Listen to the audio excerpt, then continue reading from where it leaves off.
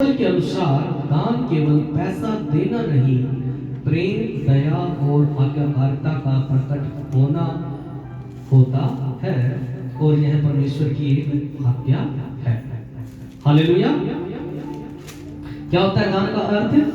Bible के अनुसार दान केवल पैसा देना नहीं, प्रेम, दया और आज्ञाकारिता का प्रकट होना भी है। दान केवल पैसे से नहीं दिया जाता।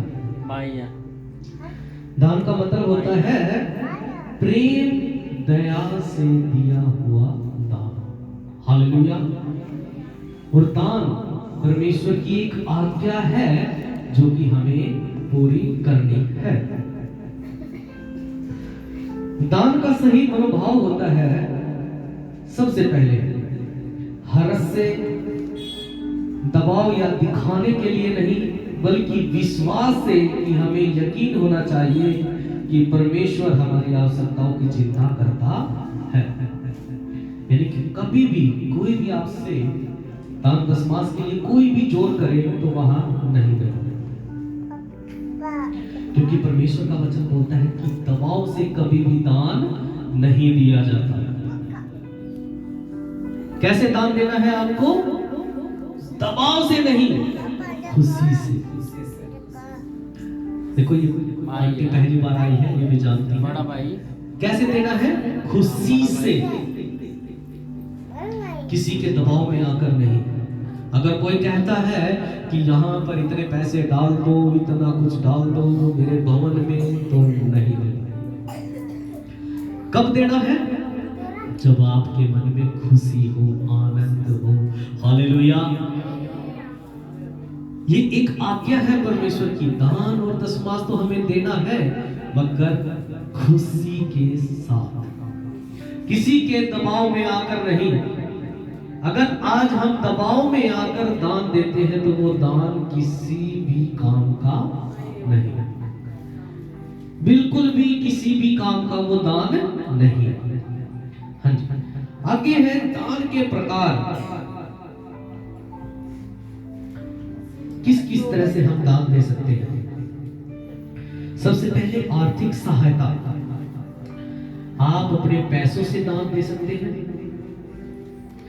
आप अपने समय का दान दे सकते हैं, आप सेवाई में आगे बढ़कर दान दे सकते हैं। Hallelujah, hallelujah. हाँ जी।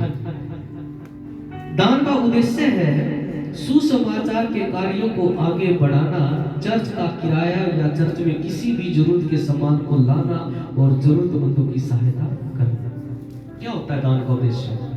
अगर मैं आपसे दान ले भी रहा हूं तो सबसे पहले चर्च के कामों को आगे बढ़ाना, परमेश्वर के सुसमाचार को आगे बढ़ाना। सबसे पहले चर्च में क्या होता है? जरूरतें होती है, छोटी छोटी जरूरतें होती है। अब हमारा इस चर्च का किराया भी हमें देना होता है, कुछ हमें साजो सामान भी लेके आना पड़ सकता है, ठीक है। और कोई जरूरतमंद है, अगर चर्च में कोई ऐसा है जिसे परमेश्वर के दान की जरूरत है, तो हम वो दान वहां पर इस्तेमाल करते हैं। हालेलुया। तो दान का क्या है उद्देश्य? दान का उद्देश्य है सुसमाचार के कार्यों को आगे बढ़ाना, चर्च का किराया या चर्च में किसी भी जरूरत के सामान को लाना और जरूरतमंदों को की सहायता करना। और दान से आशीष क्या क्या मिलती है? आत्मिक आनंद और शांति, परमेश्वर की व्यवस्था का अनुभव और स्वर्गीय प्रतिफल। दान की आशीष।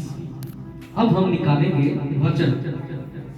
ये तो मैंने सिर्फ आपको थोड़ा सा विषय बताया था। हम निकालेंगे लूका रचित सुसमाचार उसका 6 का 38।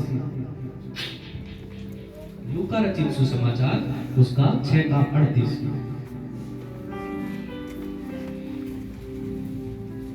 पेज नंबर बताते हो? हाँ, लूका रचित सुसमाचार उसका 6 का 38 वचन निकालेंगे। हाँ, नैन्सी पढ़ेंगे। क्या लिखा बेटा? दिया करो तो तुम्हें भी दिया जाएगा, दिया करो तो तुम्हें भी दिया जाएगा। अगर आज हम परमेश्वर के राज्य में अपना कुछ हाथ बढ़ाते हैं, जोर जबरदस्ती से नहीं, किससे? हर्ष और आनंद के साथ। क्या लिखा हुआ है? दिया करो तो तुम्हें भी दिया जाएगा। जरूरी है, अगर आज आप चाहते हो कि हमें भी परमेश्वर दे, तो जरूरी है आपका भी बोना। लिखा है दिया करो तो तुम्हें भी दिया जाएगा। हाँ आगे। लोग पूरा नाक दबा दबा कर, हाँ खिला खिला कर, हाँ। उभरता हुआ तुम्हारी गोद में डालेंगे। लोग दबा दबा कर उभरता हुआ तुम्हारी गोद में डालेंगे। क्योंकि हाँ, जिस नाप से तुम नापते हो, क्योंकि जिस नाप से तुम नापते हो, उसी से हाँ, तुम्हारे लिए भी नापा जाएगा। उसी से तुम्हारे लिए भी नापा जाएगा। हालेलुया। आपको पता है पहले के टाइम में ना दूध को बेचते नहीं थे, अब तो दूध बेचने लगे हैं। अगर जो पहले के टाइम के लोग होंगे उनको पता है कि दूध कभी भी बेचा नहीं जाता था। हमारे माँ बाप बोलते थे कि दूध कभी भी किसी भी गांव में अगर लेने जाते थे ना, ऐसे ही दे देते थे, लो भैया हमारे पास में ये दूध है, आप ले जाओ। लस्सी तो हमने भी पी है, लस्सी ऐसे ही दे देते थे, मगर आजकल तो लस्सी भी बिकने लगी है। बिकने लगी है कि नहीं बिकने लगी है ना? मगर पहले दूध को बेचना बहुत बड़ा पाप माना जाता था, बहुत बड़ा पाप माना जाता था दूध को बेचना। अगर किसी भैंस का दूध अगर आप बेच रहे हो ना, बहुत बड़ा पाप माना जाता है। आजकल तो लस्सी भी बिक रही है, जो किसी काम नहीं आती लस्सी को तो ऐसे मक्खन निकाल के ऐसे ही दे देते थे। तो परमेश्वर का वचन बोलता है कि जिस नाप से, क्या करते थे उस टाइम के लोग, वो नाप से दूध को नाप के उभरता हुआ, अपने लोगों को क्या करते थे, उभरता हुआ, और वो उसके दान में डाल देते थे। दान जब वो देते थे उभरता हुआ, क्योंकि परमेश्वर ने बोला जिस नाप से तुम नापते हो तुम्हारे लिए भी नापा जाएगा। आज आपको पता है कुछ लोग कम भी तोलते हैं। हालेलुया। कुछ लोग कम भी तोलते हैं। आप किसी दुकान में जाओगे, टंकी क्या बोलते हैं उसके, एक 100 ग्राम 50 ग्राम कम करके वो दे देते हैं। हालेलुया। ध्यान से सुनो, पहले हम भी करते थे, खुदा हमें माफ करे, हम भी करेंगे। हालेलुया। बाइबल हमें बताती है कि जिस नाप से तुम नापते हो तुम्हारे लिए भी नापा जाएगा, और दोगे तो तुम्हें दिया जाएगा। सच में आज आप जो भी काम करते हो और उस काम में परमेश्वर आपको फलवंत करता है, तो आपका भी अधिकार है परमेश्वर के राज्य में बीज बोने का। हाँ, अगला वचन हम निकालेंगे दूसरा कुरिन्थियों 9:7।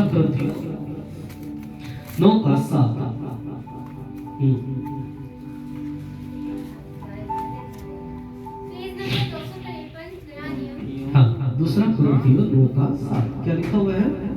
हर एक जन जैसा मन में ठाने वैसा ही दान करे।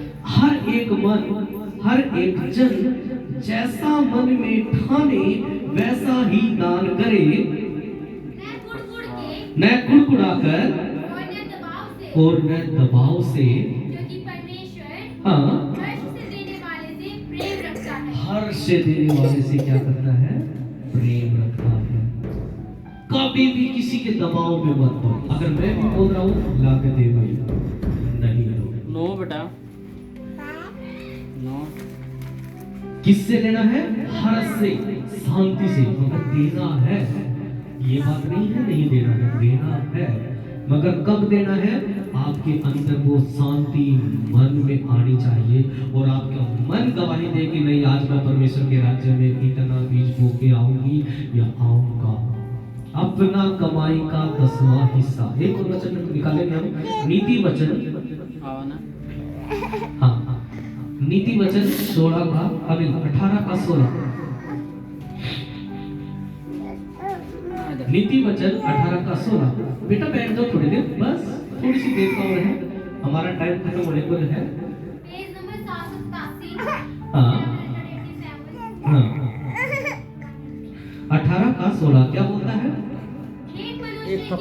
भेंट मनुष्य के लिए मार्ग खोल देती है और उसे बड़े लोगों के सामने खड़ा करती है। हालेलुया। भेंट, अगर आज आप कोई भी भेंट परमेश्वर के राज्य में बोते हो तो परमेश्वर का वचन बोलता है भेंट मनुष्य के लिए मार्ग खोलती है और उसे बड़े लोगों में क्या करती है? खड़ा करती है। आज आपको पता है घर में बरकत नहीं होती। हम 1 लाख रुपए कमा रहे हैं मगर बरकत नहीं है, सब बीमारियों में जा रहे हैं या सब कोर्ट कचहरी में जा रहे हैं। क्यों जा रहे हैं? क्योंकि शैतान ने आपके जितना भी आप पैसा कमाते हो उसके ऊपर अपना क्या डाला हुआ है? शैतान ने बंधन डाले हुए हैं। शैतान नहीं चाहता कि आप अपनी कमाई को खाओ। हम निकालेंगे मलाकी का 3 का, हाँ निकालेंगे मलाकी, हाँ जी मलाकी से निकालेंगे हम। हाँ हाँ हाँ शुरू से ही पढ़ेंगे, शुरू से ही, कोई मलाकी 6 से। Hallelujah hallelujah. सो गए? चलो कोई नहीं, हाँ मलाकी से पढ़ेंगे हम। दशमांश की चोरी। हाँ क्योंकि मैं यहोवा बदलता नहीं। क्योंकि मैं यहोवा बदलता नहीं। इसी कारण हाँ हे याकूब की संतान, हे याकूब की संतान, तुम नष्ट नहीं हुए। आज तक भी परमेश्वर ने हम लोगों को संभाल के रखा हुआ है। क्यों रखा हुआ है? क्योंकि परमेश्वर चाहता है आपको संभालना, इसलिए आज तक आप नष्ट नहीं हुए। आगे पढ़ेंगे। अपने पुरखाओं के दिनों से हाँ एक मिनट, हाँ तुम लोग मेरी हाँ विधियों से हटते आए हो हाँ और उनका पालन नहीं करते। उनका पालन नहीं करते।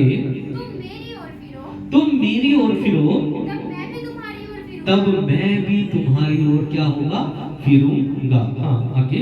सेनाओं के यहोवा का हाँ यही वचन है। सेनाओं के यहोवा का यही वचन है। परमेश्वर का वचन बोलता है कि तुम मेरी ओर फिरोगे तो मैं भी तुम्हारी ओर फिरूंगा। हाँ परंतु तुम पूछते हो हाँ हम किस बात में फिरे? किस बात में फिरे? क्या मनुष्य परमेश्वर को धोखा दे सकता क्या है? मनुष्य परमेश्वर को धोखा दे सकता है? पर देखो हाँ तुम मुझको धोखा देते हो। पर तुम मुझको धोखा देते हो। हाँ और तुम भी पूछते हो हाँ हमने किस बात में तुझे लूटा हमने है? किस बात में तुझे लूटा है? दशमांश और उठाने की भेंटों में। हाँ दशमांश और उठाने की भेंटों में। हाँ तुम पर भारी श्राप पड़ा है। तुम पर भारी श्राप पड़ा है। अब एक बात मैं आपको बता देता हूँ, बाइबल में बताती है कि हर एक जन श्रापित है। धरती पर कोई ऐसा जन नहीं है जो श्रापित नहीं हो, क्योंकि आदम ने जैसे ही पाप किया था तो उसके अंदर पाप आ गया था और वो श्रापित हो गया था। और श्रापित होने की वजह से हर एक इंसान, बाइबल में बताती है, श्रापित है।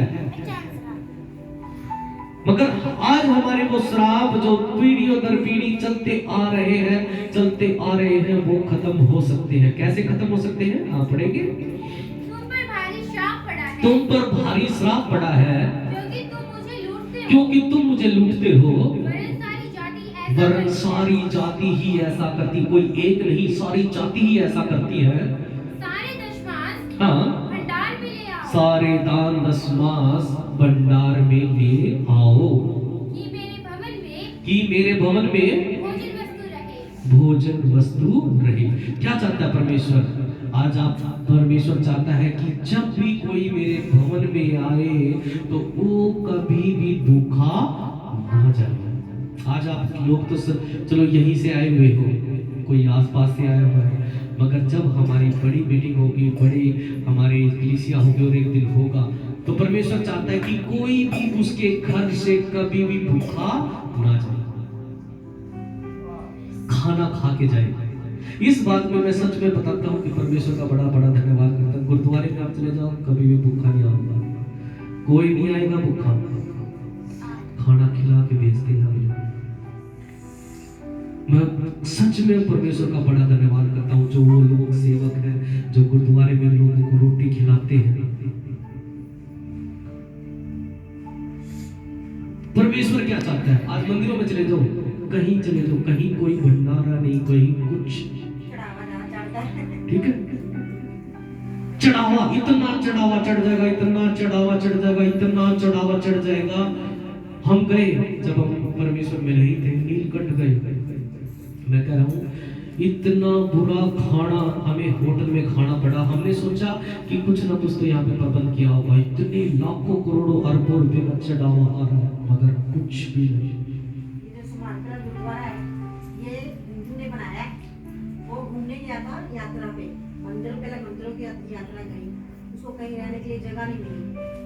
फिर वो उसने उसके बाद गुरुद्वारा की यात्रा करी। फिर वो गुरुद्वारा गया, उन्होंने उसकी इतनी सेवा करी, बिस्तरा दिया, कमरा दिया, खाना दिया। उसको वो था फकीर बड़ी गली की बेटी भी था, बड़ा माना हुआ, उसके औलाद नहीं थी और आपस में दोनों मियां बीवी की बनती नहीं थी। जो उसकी जायदाद वो थी, उसकी जायदाद लूटने के लिए सारे रिश्तेदारों को भी हाथ टूट गए। उसने क्या करा, आके उसकी दवाई तो करा दी, उसने सारी जायदाद रोड के ऊपर गुरुद्वारा उसने बनवाया और सारा गुरुद्वारे के नाम लगा दिया। उसको कमरा दे रखा है, उसकी बैठे बिठाए, कपड़ा धोया धाया, खाना पीना सब कुछ वहाँ मिलता है। सारी देखो आज आंटी जी ये बात बता रही है ना, सच में परमेश्वर का बड़ा कहते हैं भी मेरे को अच्छा लगा, मैं सारी यात्रा से, क्योंकि परमेश्वर क्या चाहता है कि कोई भी जन उसके भवन से भूखा ना जाए। और आज सच में मैं एक वायदा करता हूँ आपसे, जब परमेश्वर हमें इस लायक खड़ा करेगा ना, हम वहां पर भी ऐसा ही सिस्टम करेंगे कि कोई भी वहां से भूखा ना जाए।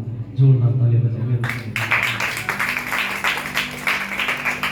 मैं वही चाहता हूँ कि जैसे सेवक वहां पर सेवा कर सकते हैं, क्या हमारे यहाँ सेवा नहीं कर सकते? है? नहीं कर सकते? कर सकते हैं। जब हम अपना दशमांश परमेश्वर के भवन में देते हैं ना, तो परमेश्वर चाहता है कि उस दशमांश से तुम उनके लिए क्या बनवाओ? भोजन बनवाओ, अच्छी वस्तु उनको लेके आओ। अगर कोई विधवा है, कोई बेटी है जो शादी करना चाहती है, तो उसकी शादी तुम करवाओ। और हम सच में ऐसा ही करेंगे। हालेलुया। हमारे गुरुद्वारे पैंट साहब घेरे होते हैं, बेटी के हाँ। सवा आठ में होता है। हाँ। हमारे कहते हैं लंगर, वहीं सबको घर में जाके पार्टी नहीं करनी, हाँ। पर पहले जो महाराज जी थे वो चढ़ाई करके। धन्यवाद है। मैं भी यही चाहता हूँ कि जितने भी लोग यहाँ पर आए, अपना दशमांश क्या होता है? जो भी आप काम करते हो, अगर आप 1000 रुपए का काम करते हो तो 100 रुपए परमेश्वर के भवन में दो। अगर आप 10,000 का काम करते हो, 1000 रुपए परमेश्वर के भवन में दो। तो ऐसा करने से क्या होगा? हम आगे बढ़ेंगे। आप पढ़ेंगे बेटा? और सेनाओं का यहोवा यह कहता है हाँ। कि ऐसा करके मुझे परखो, ऐसा करके मुझे परख कर देखो कि मैं आकाश के झरोखे तुम्हारे लिए खोलकर तुम्हारे ऊपर अपरंपार आशीष की वर्षा करता हूँ कि नहीं। अपरंपार की आशीष की वर्षा करता हूँ कि नहीं। आज हम सोचते हैं अरे यार, आज 1000 रुपए कमाए हैं, अगर इसमें से 100 रुपए मैं माँ दे दूंगी तो 900 रुपए में मेरा क्या बढ़ेगा? मगर सच में उन 900 रुपए में परमेश्वर आपको इतनी बड़ी बरकत दे देगा, इतनी बड़ी बरकत दे देगा कि आप उन 900 रुपए से अपनी कमाई खा सकोगे। क्या कहता है परमेश्वर का वचन? ना पढ़ेंगे आगे। मैं तुम्हारे लिए हाँ, नाश करने वाले को ऐसा भुड़कूंगा। नाश करने वाला कौन है? जो शैतान आपकी कमाई को खाता है, बरकत नहीं होने देता आपके घर में। उसको क्या करेगा परमेश्वर? उसको ऐसा घुड़केगा, हाँ, कि वह तुम्हारी भूमि की कि वह तुम्हारी भूमि की उपज नष्ट न करे। नष्ट न करे। आज हम कमा रहे हैं, आपको पता है महीने के 50-50 हजार रुपए, लाख रुपए भी कमा रहे लोग, मगर बरकत नहीं। क्यों नहीं बरकत होती? क्योंकि आज हम अपना 10वां हिस्सा परमेश्वर के भवन में नहीं देते। जरूरी है, अगर आज चाहते हो आप कि मैं अपना 10वां हिस्सा परमेश्वर के भवन में दूं और मुझे जो मेरे 90% मेरा घर में बच जाए उसमें बरकत हो, तो आप 10वां हिस्सा परमेश्वर के भवन में दो। मैंने बोया और आज सच में परमेश्वर ने मुझे इतना फलवंत किया, इतना फलवंत किया कि आज मैं आपके सामने हूं। आप ये मत सोचो, कभी भी मत सोचो, अगर मेरी तनख्वाह 10,000 है, मैंने 1,000 रुपए यहाँ भवन में दे दिए, तो क्या मैं 9,000 से काम खर्चा चला पाऊंगी या नहीं पाऊंगी? खर्चा चला पाओगे, 100 के 100% खर्चा चला पाओगे। बल्कि जो पैसा आपका दवाइयों में लगता था, वो दवाइयों में फिर कभी नहीं लगेगा। आमीन, हालेलुया। सच में आज हम दवाइयां खाने में 1,000 रुपए की दवाई ले रहे हैं, 2,000 की दवाई ले रहे हैं, 10,000 की दवाई ले रहे हैं, 1 रुपया भी हमारे घर में नहीं बचता। सारे पैसे कहाँ जा रहे हैं? दवाइयों में जा रहे हैं। आगे पढ़ेंगे हम, क्या लिखा हुआ है थोड़ा सा। और तुम्हारी दाखलताओं के फल, दाखलताओं के फल कच्चे न गिरेंगे, कच्चे कभी भी नहीं गिरेंगे। सेनाओं के यहोवा का, सेनाओं के यहोवा का यही वचन है। यही वचन है। परमेश्वर का वचन बोलता है, जब परमेश्वर आपको आशीष देता है, उस आशीष के साथ कभी भी दुख नहीं मिलाता, कभी भी दुख नहीं मिलाएगा आशीष के साथ। अगर आज आप चाहते हो कि प्रभु जो भी मेरे घर में आशीष आए, मैं चाहती हूँ आपके घर में, आपके भवन में मैं उसमें से अपना 10वां हिस्सा मैं दूंगी, और मेरे घर में कभी भी मेरे राजा दवाइयों में, बीमारियों में मेरा पैसा ना जाए, तो अपना 10वां हिस्सा निकाल कर परमेश्वर के भवन में दे। मुझे नहीं चाहिए, मैं सच बता रहा हूँ, मेरा काम है, मेरा बिजनेस है, मैं उसमें बिजनेस में खुश हूँ, मगर सच में मैं ऐसा चाहता हूँ कि जो कोई भी परमेश्वर के भवन में आए वो खाली ना जाए और कुछ खा के जाए। जैसे आंटी ने बताया कि गुरुद्वारों में लोगों को खाना खिलाया जाता है, बैठा के प्यार से, प्रेम से। मंदिरों में मैंने कभी ऐसा नहीं देखा, कभी नहीं देखा। अभी कोई किसी को मेरी बातों से बुरा लगता है तो मैं क्षमा मांगता हूँ, ठीक है ना, मैं क्षमा मांगता हूँ, मगर मंदिरों में कभी भी मैंने ऐसा नहीं देखा। तो खुदा का धन्यवाद करते हैं। जिस चीज को वचन समझ में आ रहा है, जोरदार तालियां बजाएं।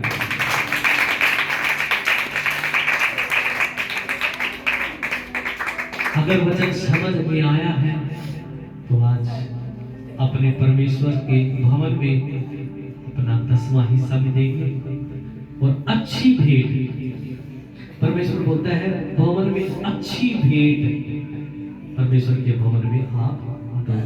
हालेलुया। तो सभी अपनी जगह पर खड़े हो जाएंगे।